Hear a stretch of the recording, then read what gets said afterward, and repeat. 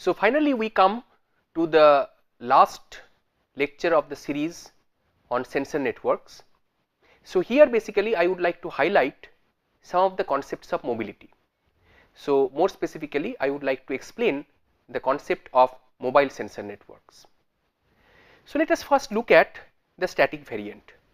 Sometimes it is also known as the stationary sensor network.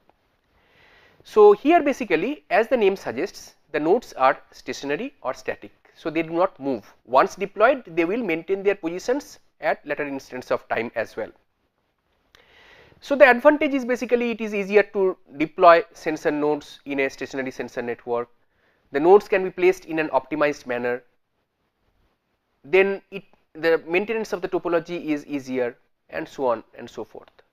The disadvantage is that if there is a failure in the static sensor network, then it is likely that that point of failure can partition the network into two or more fragments, two or more partitions. So it is quite likely that that can happen, and particularly if it is a critical node. So if that node failing means that it is likely to partition the network. So one part of the network will not be able to talk with another part of the network, and the topology cannot be changed automatically is also another disadvantage of a stationary sensor network. So let us consider a stationary sensor network as shown in this particular slide.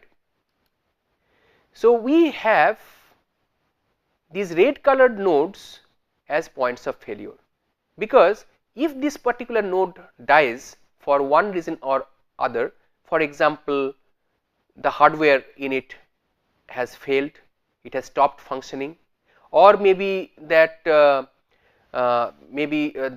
battery that was powering that particular node, it is exhausted. So what is going to happen as a consequence? These nodes are positioned in such a way that these network partitions will be created. So three network partitions would be created if these two nodes fail. So as a consequence, what is going to happen is that we would have three partitions or three split ups of the network due to these points of failure. So what is the solution? What is the solution?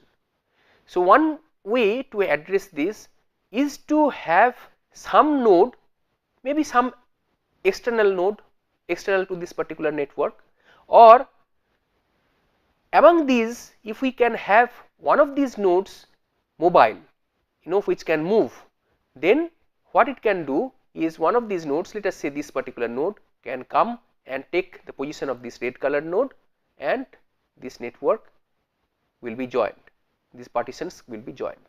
Likewise, maybe this node can come over here, and likewise these two partitions can be joined.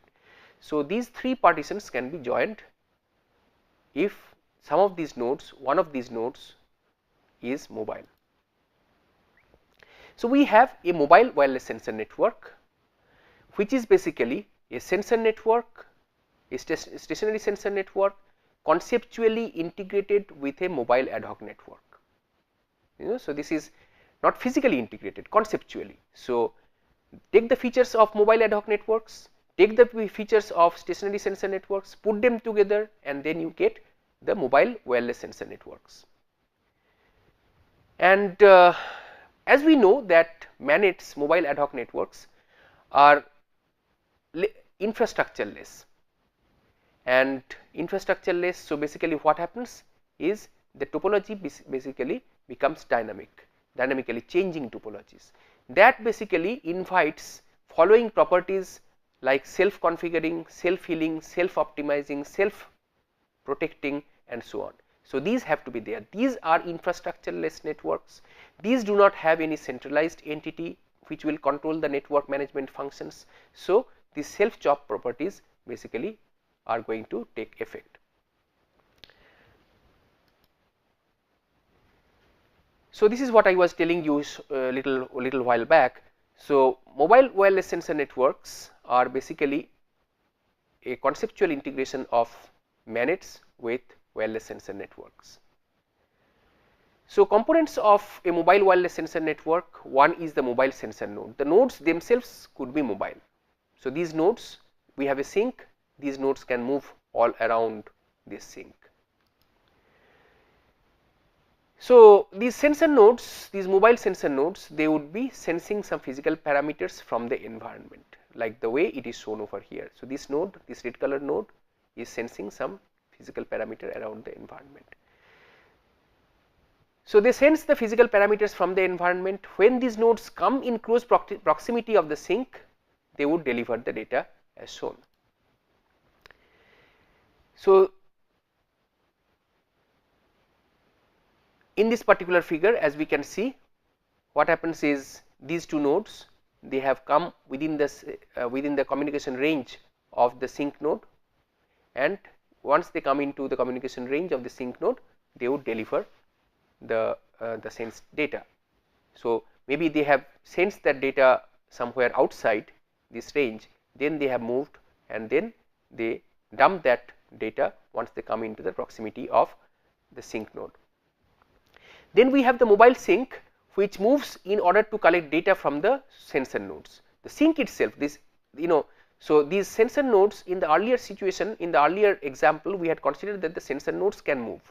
Here actually in this particular figure, we show that the sensor nodes are all stationary.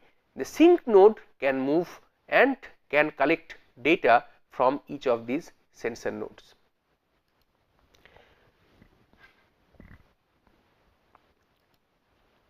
Then we can have data mules which are mobile, and these are like external entities which collects the data from the sensor nodes, goes to the sink and delivers the collected data from the different sensor nodes.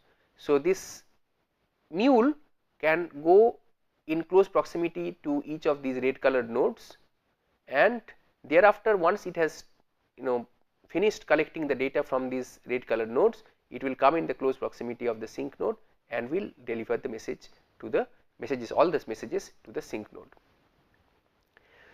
Now, this mobile sensor network, it can be used either in the terrestrial environment, maybe by fitting sensors to robotic devices, or can be used in the aerial environment, flying sensor networks, for example, the sensors, the nodes themselves, they fly, or it can be an underwater sensor network.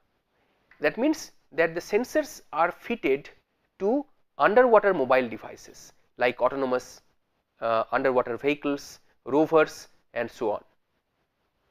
So, the examples could be to monitor the marine life or water quality. So, we have use of underwater mobile sensor networks which can autonomously, automatically sense and remotely send the sensed parameters of different things such as the sea level, water level, water quality, marine life and so on and so forth. Terrestrial wireless mobile sensor networks, sensor nodes typically deployed over land, which can be linked with AUVs, that means the autonomous unmanned aerial vehicles, and the applications would be wildlife monitoring, surveillance, object tracking and so on. And the aerial version I told you, where the nodes they fly. So, when they fly, they sense and they form a network through which the data are sent to the surface station. So, the typical examples is unmanned aerial vehicles fitted with sensors. Applications include surveillance, multimedia data gathering and so on. So, what can be mobile? What can be mobile in a mobile sensor network? We can have different types of examples of mobile entities from daily life. One is the humans. Humans can be mobile, and the mobility of humans are unpredictable. For example, if somebody is walking with the cell phone on, and then we want to gather the information of the cell phone, then it is unpredictable to so it is unpredictable how the human being is going to move, and consequently it is unpredictable to predict the mobility of the cell phone. For vehicles, for example, sensors are typically used in cars and different modern day vehicles. So, that becomes vehicular sensor network, where these vehicles are fitted with different sensors. They sense data from the different geographical locations and transmit to the roadside unit.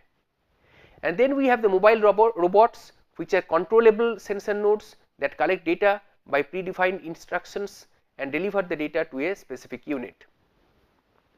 Human centric sensing is possible because of the use of smartphones and PDAs, which nowadays are equipped with several sensors. Typically, even up to like 7 sensors, there are lot of smartphones. So, these sensors could be like accelerometer sensor, gyroscope sensor and so on, which are commonly available in the modern day smartphones and PDAs. So, miniaturization and proliferation of such devices give rise to new sensing paradigm such as participatory sensing, people centric sensing and opportunistic sensing. Participatory sensing, in participatory sensing, a crowd, a group of people, each having their smartphones equipped with sensors, turn on their respective sensors in their mobile phones, and then consequently what is going to happen is we are going to form a human centric sensor network, a human centric mobile sensor network. Then we have the people centric sensing, very similar to the example that I just told you. So, basically the previous example I had talked about using people moving. So, every people, they can also sense, we have eyes, ears, etc. So, through which we can also sense. So, people can also sense. So, that becomes people centric sensing. And then we have opportunistic sensing, which basically is that whenever a particular node moves in that to a different location, then opportunistically it is going to sense, and then opportunistically it is going to deliver the message if another node comes in its proximity. So, the basic idea is that humans carry their devices and move around. Sensors embedded with the devices record the readings, and the sensory readings are then transmitted. There are 3 distinct roles played by humans. One is the sensing of the targets, second is the sensing of the operators, and third is the acting as a data source. Now, for human centric sensing, there are different challenges with respect to the energy of the devices, then participant selection, privacy of users and so on. So, I already explained to you the concept of participatory sensing, which was proposed by Bark et al. In 2006. So, as you can see that it is not a very long or old concept. And here basically we are talking about distributed sensing by devices carried by humans, and the goal is not just to collect the data, but allow common people to access the data and share the knowledge. Delay tolerant networks, basically from one point to another, the sensed data will take lot of time to get delivered compared to the regular time. So, with this we come to an end of this series of lectures on sensor networks. We have seen that sensor networks are very much attractive, and more importantly, sensor network I would think personally to be the most effective, most important tool for building Internet of Things. And we have covered the different aspects of sensor networks in detail. There is a separate NPTEL course which is on wireless ad hoc and sensor networks, where we discuss about the details of sensor networks in depth.